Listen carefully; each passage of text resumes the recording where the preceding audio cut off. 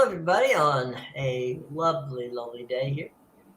It's Jim, it's Amadeus, and it's the day after the Yankees had a perfect game from Mr.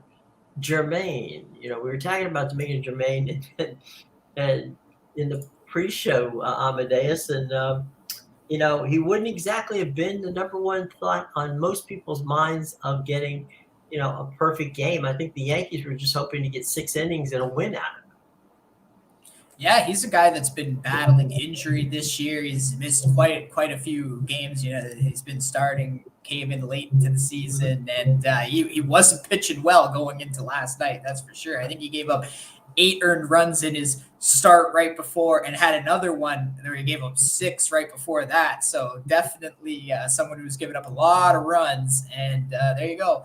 I guess that's what happens when the owners want to put out a AAA team. You get a guy throwing a perfect game who probably shouldn't be throwing a perfect game. Yeah, and he did it in front of a robust crowd of about 6,000 at the Coliseum last night. And, the funny thing is that now the last one was, I think they said in 2009, that was King Felix. That's not surprising. Felix Hernandez, was at that point in his career was still dealing. But, of course, Don Larson had that 1956 World Series win, which was the only perfect game ever pitched in a World Series. And Larson was a journeyman pitcher. I mean, Larson was at best a 500 pitcher for his career. But on one day, you never know what can happen. Clearly, that day for the Yankees and Mr. Jermaine was last night. So. Good on him, and he goes in the record books. There you go. All right, yesterday, lots of soccer action. Your reflections on what happened last night? Yeah, it was pretty clear cut last night. I mean, there was a few teams that were big favorites at home. And that's exactly what we saw. We saw Flamengo come out and smash Aucas 4-0, or I don't know. I stopped watching when it was 4-0. But yeah, that didn't really matter for them because Racing Club decided to show up and destroy Nublense 4-0 as well. So Racing Club, all they needed was the win. We talked about it yesterday. They controlled their fate, so they won the group. Flamengo through in second place. Another one, we saw Corinthians with a big 3-0 win at home. They were about a -167, and then the day of, it dropped to around -130. But that just goes to show you, the quality of these Brazilian sides at home going up against a Uruguayan side. It doesn't matter, how good you are in your domestic league. The fact of the matter is, you're playing against weaker teams in your domestic league, and when push comes to shove, the Brazilian teams are monsters in South America. Absolutely. We were talking yesterday too about the about CONCACAF and what the heck was going to happen, and we were a little jittery on the old U.S. team and say, well, they'll win, but who knows? And they end up being a 6-0 win last night. And I saw the score was 3-0 in the 18th minute, and I was like, okay. So they started a team today. That's good. Let's see. 3-0 in the first 18 minutes. I don't think you need to watch the rest of it. That one, I think you can mark off as it's a win down the road. But yeah, 6-0 was the final there. And, you're right. I mean, they decided, I guess, to assert themselves against a far lesser opponent. And, that was the one thing we were concerned about, was not that they could win, just that who was going to play and were they going to, show up? And clearly they showed up. Yeah, that's all what it's about, right? And clearly I didn't look at the lineup, but they probably didn't even need a strong lineup. But definitely after that draw on the opening night, they probably had a bad taste in their mouth. CONCACAF, newly crowned CONCACAF champions, back-to-back CONCACAF champions. So, say what you want. This USA men's team is very good. So I thought that result against Jamaica was shocking. But then again, Jamaica had an early 3-0 lead. I forget who they played yesterday, but they came out smashing as well. So like I said, this Jamaica team, they got Michael Antonio from West Ham. They got a solid goalie in Blake. Got some other good pieces from the Premier League. I think Jamaica could be a little dangerous in this tournament. Yeah, they've got what you need to get down in the tournament from a standpoint of depth. I mean, they've got depth, but they've got depth at every position. All of those positions are good players. So, yeah. You're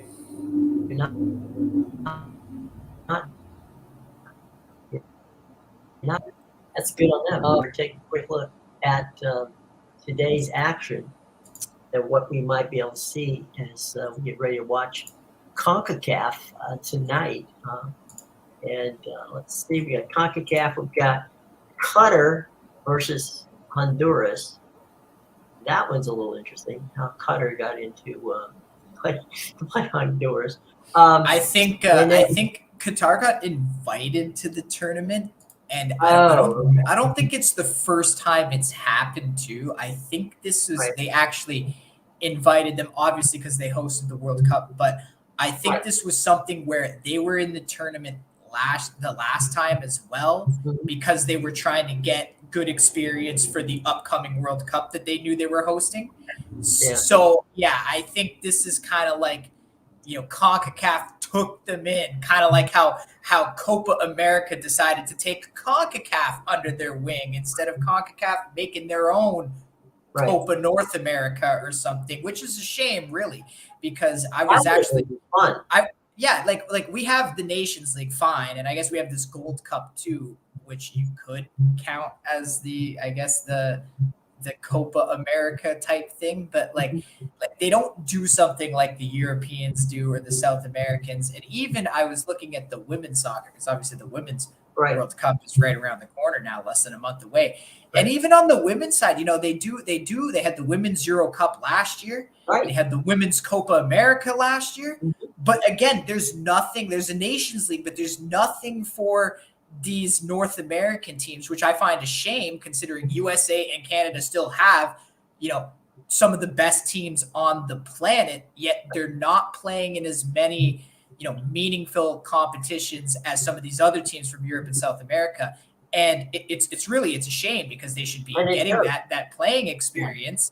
And really, I blame CONCACAF as an organization, right? Because, they could have went and did something for the men's side too, but instead he copped out and was like, oh, well, Copa America will take our 4 best teams. Like that's a cop out. I don't like that at all. Mm-hmm. Haiti's taking on Mexico in the 10 o'clock game. So the doubleheader today, both games on Fox Sports 1, 7:45 kick. Qatar and Honduras, Haiti and Mexico up at 10 p.m. on Fox Sports 1. So that's Mexico should win that match. Yeah.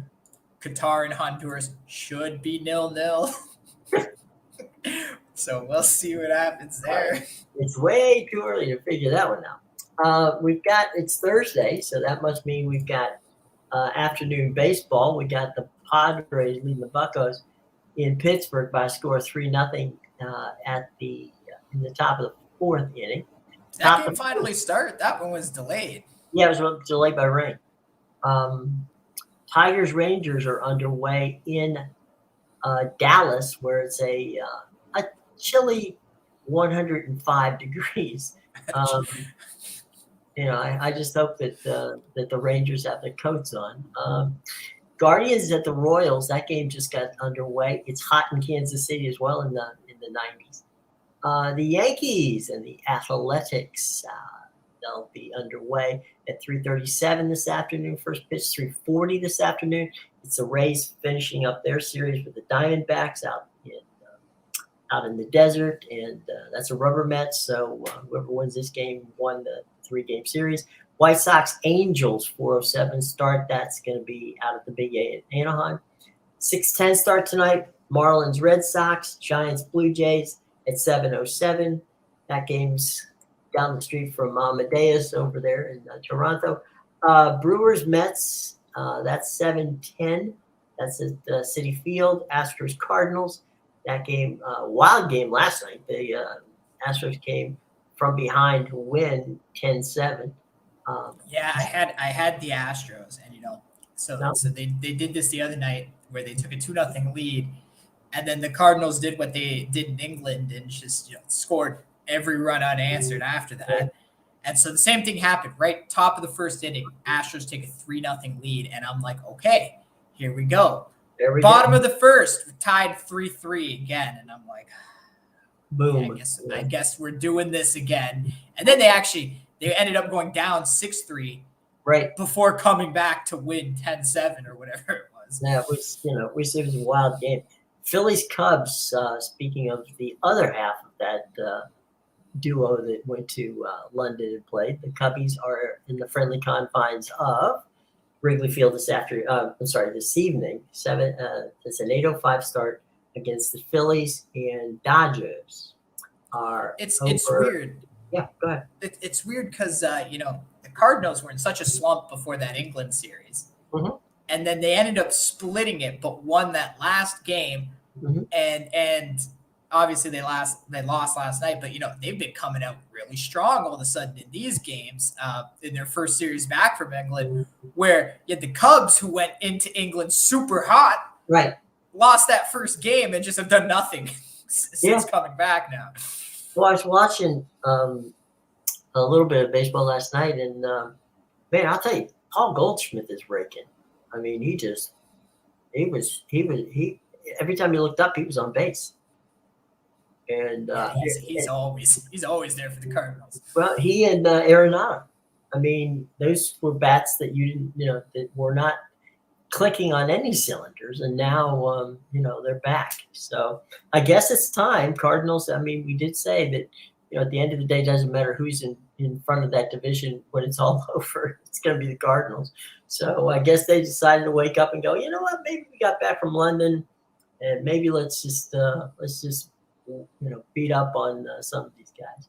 Yeah, and they're lucky because they're 10 games under 500, but at least they're not chasing the division leader that's 10 games over 500 because everybody's just muddling around in that division. Well, that's the problem. If you don't bury these people early, they will come back to haunt you, and that is certainly something the Cardinals is. One last quick thing on baseball. Later this evening, again, it's around a 9:40 start. That's going to be the Dodgers and the 8:40 start. Dodgers and Rockies. That game being played, of course, in Colorado. So that's your scoreboard and your roster of games for tonight. Am I missing anything soccer-wise today? Oh, we got another day of Copa Libertadores. Oh, okay.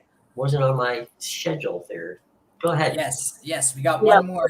This is the final 4 matches of the group stage. So we have the early cap is going to be Boca Juniors and Monagas, and then the other game is Colo-Colo versus Deportivo Pereira. So this is a very interesting group because it's very tight right now. I think Boca Juniors leads it with 10 points, but Monagas only has 7, and both Colo-Colo and Deportivo Pereira have 5 points. So, we get one of these situations again where pretty much winner of the Colo-Colo Deportivo match goes not only, gets at least a spot in the top 3 because the third place goes to Sudamericana playoff.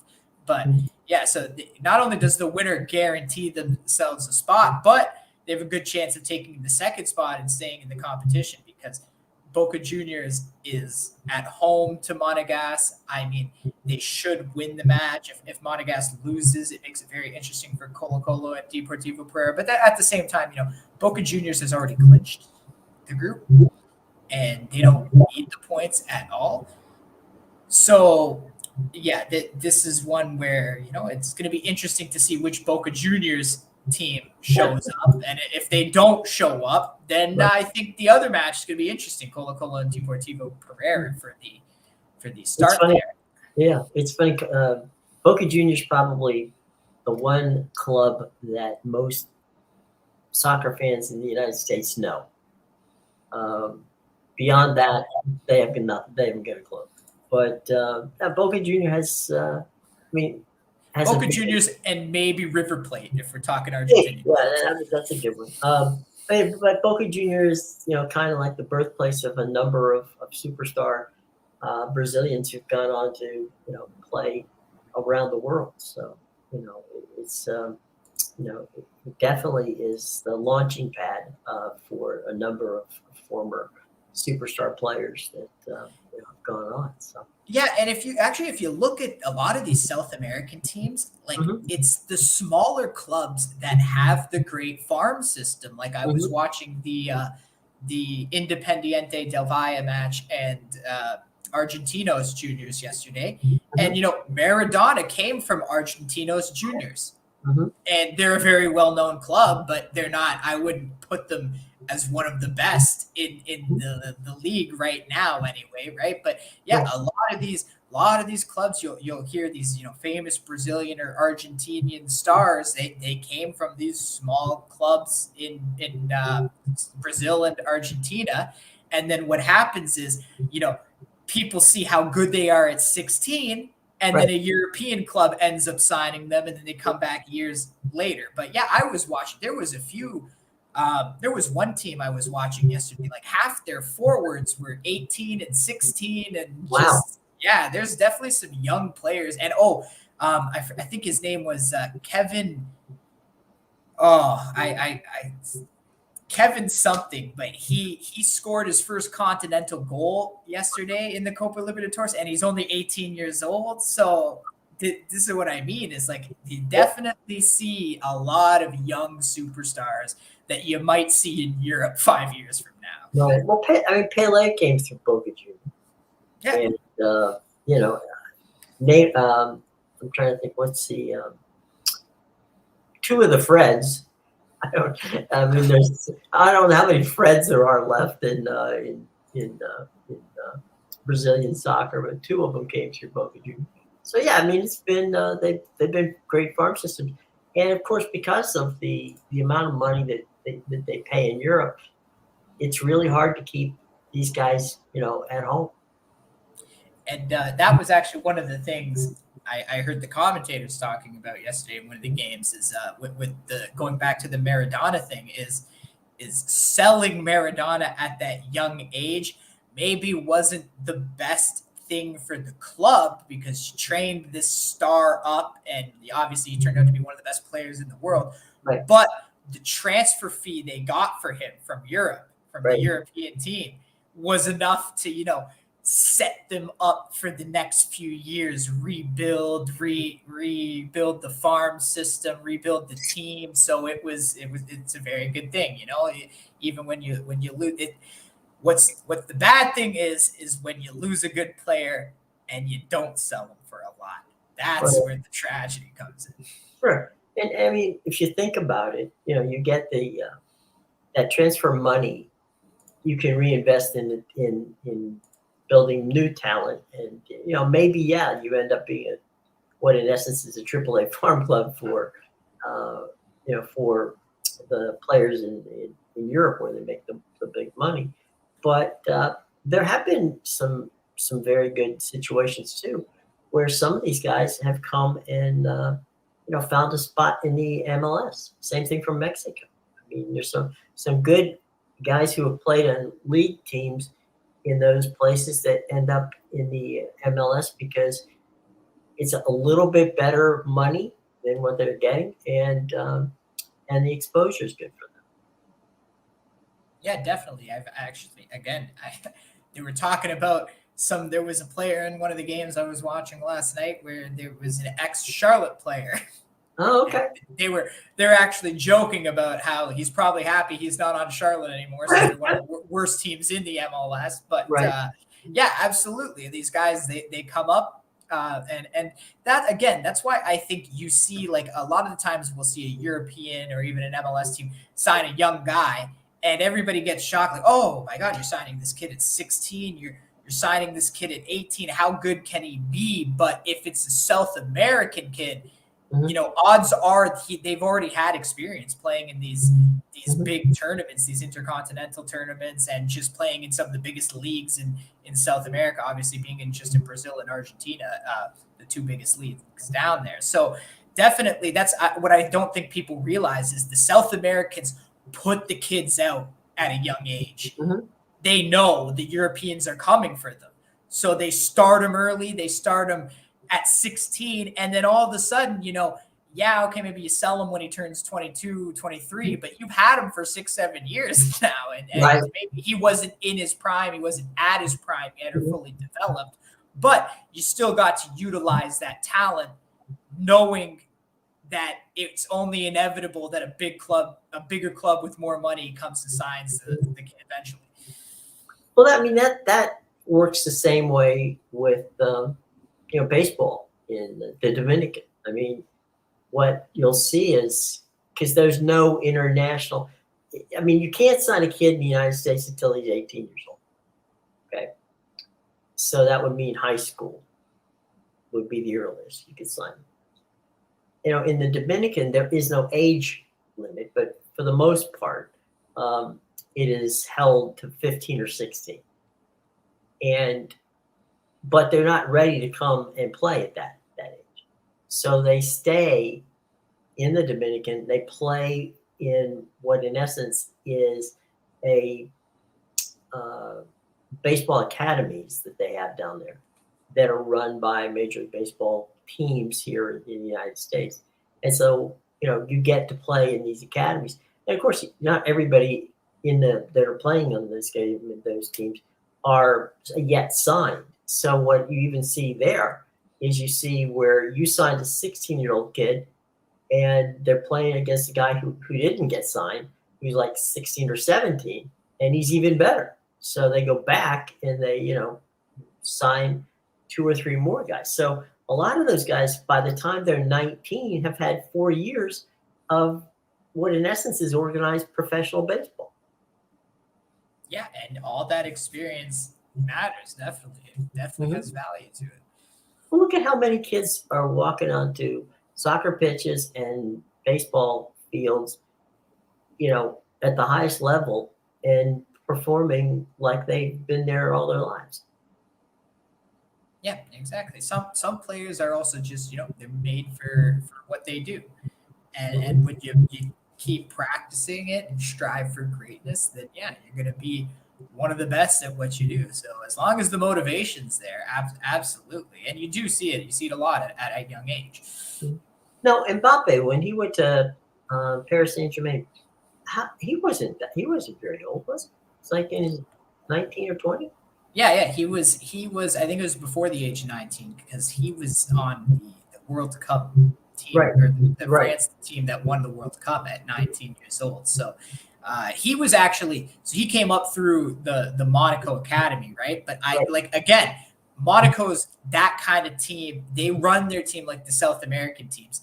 Monaco's not here to win the French league. They're not trying to win Europa or Champions League. They're a team driven to make money. And if you look at some of the transfers they've made, that's all they're about. They buy young players. Either they train them up from the academy or they buy young, good players from smaller teams for 10, 20 million. And then they train them for a few years and end up selling them for 100 million. And that's what we saw with Mbappe. So yeah, Monaco is definitely, they run their team like a business. They're there to make money. And I think they were playing basically. So Mbappe came up through the academy and he was playing for Monaco by the age of 16. Mm-hmm. Now PSG is not going to sign him at the age of 16, obviously, and because these bigger clubs don't want young players. They want young players, right? But they don't want them that young. They want them still, closer to the prime age, the lower 20s, because they still have room for improvement. Then you kind of know know the potential of the player in their early 20s. Plus, they also have the experience. It's not like you're getting a guy that's never played in a major league before and is kind of going to be shell shocked like that. But yeah, absolutely. He was playing by 16 for Monaco. Wow. And it certainly paid off for him. There's no question about that. And the English have that same thing. There's a player right now on Palmeiras, the best team in Brazil. And you can watch him play Bolivar tonight in the Copa Libertadores. That's the nightcap. But he is their starting striker. His name is Endrick. He's 16 or 18 years old. I forget which one. But he's already signed a pre-contract with Real Madrid in 2024. So this is what I mean. You have this star. He is the goal scorer for Palmeiras. He is their star kid. He's only 16 or 18 years old, and he's already been signed by a European club. But it's a pre-contract. So the European club says, stay in South America, get some more valuable experience because you're on the best team in Brazil, right? You're going to play intercontinental games. So get that experience. And then, when you're a little older in 2024, then we'll take you with our Jude Bellingham and Mbappe and all the other 20-year-olds we're going to sign because we're Real Madrid and everybody wants to come here. Right.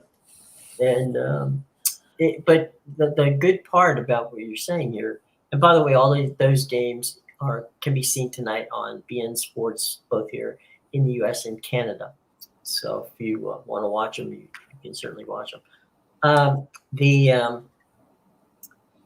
situation with regard to young players coming through that system. The other thing that the scouts have told me, both in soccer and in baseball, is that they also want and basketball too. They want the kid not only to develop, as a player, but to physically develop. Because you can run at 16 and 18 up and down the pitch, but you need to know how to pace yourself and train to not overexert, use up all your useful energy in 50 minutes, right? So you're just that, and then as I said, physically and mentally, they want them to get become a little bit more mature to when they get there, that the bright lights of everything that is going to be on them is not necessarily so so intimidating. Yeah, and that's another great point to make, just because obviously, especially on the men's side, it takes longer for you to grow. You're still growing at that age of 16 and 18 even. You're still, even just with your height, you're still growing. So yeah, definitely you want to wait for them to develop, get into that gym routine where they're training their body as well every day. Because obviously you can't do that as a kid. I know there's ages set up around that. So you want them to be in that groove of already, I'm working out every day. I'm training for what I'm doing. And also, as you said, the mental aspect, definitely, as we know, even though you're considered an adult at 18, it doesn't mean your brain's there with you. So definitely, I can say I'm only 24, and I can say for myself, just over the last few years, that definitely I'm a lot. My mindset has matured just in 2 or 3 years compared to all the way back when I was 18. So absolutely, that's a massive thing. Well, I have ties that are older than you, so that makes it even more interesting. The thing too, with regard to what we were just talking about with players, is that the mental aspect of it, the physical aspect of it. The other thing is the dietary aspect of it too, because they may want these kids to put on a little weight, because they're light and they don't feel physically. A lot of people do not realize that soccer, that you bump into people, that there is a physicality to it. Yeah, people seem to forget it's a contact sport, right? Exactly. You It's see not you see a football. guy touch a guy, and you're like, why isn't that a yellow card? Like, because if you saw what off the ball what he was doing, you wouldn't even, there'd be a yellow card for everybody. But yeah, I mean, there's a physicality to it, and at that age, even if you're very very talented, you need to have some bulk there and some strength that you're not going to have at 16, and you probably aren't going to have at 18. I mean, it's gonna take you time to build that body into the type of body that you're going to need to physically play in demanding circumstances. Yeah, definitely. And I like how you brought up the eating habits too, right? Because you don't want to go and sign a kid and then find out they're like DK Metcalf, where like you eat Skittles every day and you look Right. like that. Well, you're not going to stay like that forever. So Right. enough of the Skittles. It's time to get serious. Yeah, get rid of the Cheetos. None of that's happening. But I mean, in fairness, these are kids in in circumstances where nutrition is whatever you can get to eat is what you get to eat, and so by getting into an academy like that or to sign a pre-contract, at least gives them a leg up in that regard where they can actually the nutrition is looked out for them by the team, and the meals and all of the other stuff that it takes for them to grow properly. They have that wonderful option, and not everybody obviously has that option. So that's a good thing from the academy standpoint, and one of the reasons they like it. I mean, IMG now runs a high school academy in Florida at Bradenton and out in Arizona, and they have soccer, baseball, basketball. It's a legit high school. It's considered a high school. It's a chartered high school. It's a private school, and kids from all around the world come to the IMG Academy to play tennis, to play football, to play basketball, baseball, and each year they continue to be, one of the top five, producers of college athletes in the world, and it was started, frankly, by Nick Bollettieri, who was legendary tennis coach. Who Nick had at one time beat Sampras, Jimmy Courier, and Andre Agassi, all at the same time, and Monica Seles, all at the same time in his academy in Bradenton. And he was a very big stickler on education and playing and becoming, your best self from the standpoint of not just athletically, but mentally and education wise. And so that theory was purchased by IMG, and they sunk serious cash into making that work, and it obviously has paid off for them. If you look at all of the people that have been through there, Sharapova, who's came through that academy. It's a very interesting way to do it, but here it's new to us in the States, but it's certainly not new in South America or in the Dominican or in the Caribbean countries where baseball and basketball and soccer have adopted those types of academies, and in Europe as well. We just saw Wemby get his contract from San Antonio, and he's down there on the Riverwalk enjoying himself now as the king of San Antonio. Yeah, and now you know what? I even hear there's a cricket prospect in the next MLB draft. Yep. So, and there are cricket fields coming up, popping up all over the place, and you're thinking, wow, this is just amazing. Okay, let's get into that one. But I don't know. It's tough for me to keep score when you can get 118 runs and the commentators go, well, okay, it scores 118-4, and they're like, well, that 118 isn't going to be enough. And you're like 118-4, and you're, All right, we'll just see what happens tomorrow. Good night, everybody. I wonder what the run line is on cricket. I don't know, but I've seen live money lines when the score is like that, right? Like Really? 300 to 100 or something, and they still have the other team like favored on the money line because I guess they're that much better, and they know, oh well, if this team's scoring 200, the other one will put up 400, I guess, right? But maybe somebody told this kid like, hey, you could go play in the MLB and finish a game in a day. You're still playing every day, but it's a different game. And so maybe it was like, oh, okay, that's nice. I don't have to play the same game over 5 days. Right. Well, they now are coming up with the shorter cricket matches. They're 1-day testers is what they've been called, and so that seems to be wonderfully. But look, you gotta love any sport that breaks for lunch. I mean, that's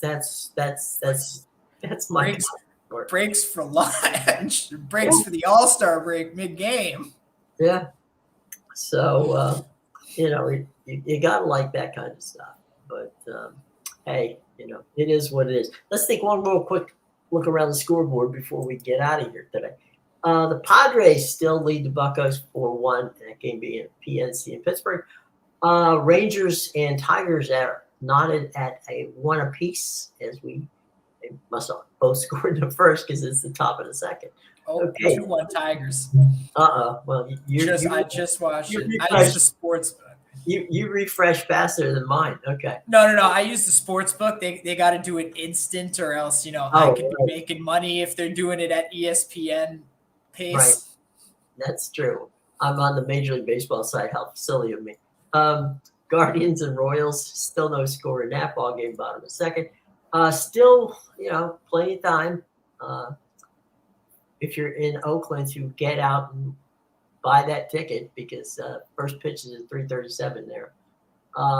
Yankees Athletics, you got the Rays and the D-backs at 3:40 as well. You got 4:07 start for the Angels and the Sox. Marlins and the Red Sox 6:10 at Fenway. Giants Blue Jays 7:07 in Toronto. Brewers Mets in New York, that one's a 7:10 start. 7:15 Astros Cardinals. 8:05 Phillies Cubs, and 8:40 Dodgers in Colorado for a game against the Rockies. So that catches you up right now. We talked about what we could see tonight. Copa Libertadores. We've got CONCACAF, Qatar and Honduras. Those games 7:45 and 10 p.m. Haiti, Mexico's the nightcap. Both those games are available on FS1. Copa Libertadores is available on BN Sports here in the United States and in Canada. So that gets you up to speed from our side on what's going on. So what can we expect to see if we check out the link, which is your link in the bottom of the show box today? Yeah, so if you check out the link and go to bigal.com or pickadvisor.com, you will find that I have 6 soccer plays up today, 3 in the Copa Libertadores, 3 in the Copa Sudamericana, including my group stage total of the year in the Copa Sudamericana. And I got 1 baseball play up because I didn't like the card too much. Well, there you go. I mean, we can't always get what we want, right?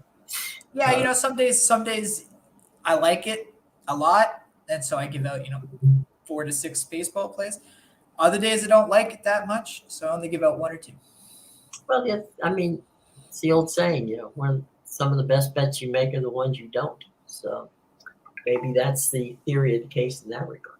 Yep, and you got to look at it like even if you only like 1 or 2 games in a day, it's baseball. Right. You're gonna come across another day where you like 8. It'll happen eventually. It will. It absolutely will. It normally does. All right, everybody. For Jim and Amadeus, you guys have a great day. We'll be back with you tomorrow to set you up for the weekend and all kinds of crazy good stuff coming up on the weekend. So until tomorrow, for me and Amadeus, have a great day, guys.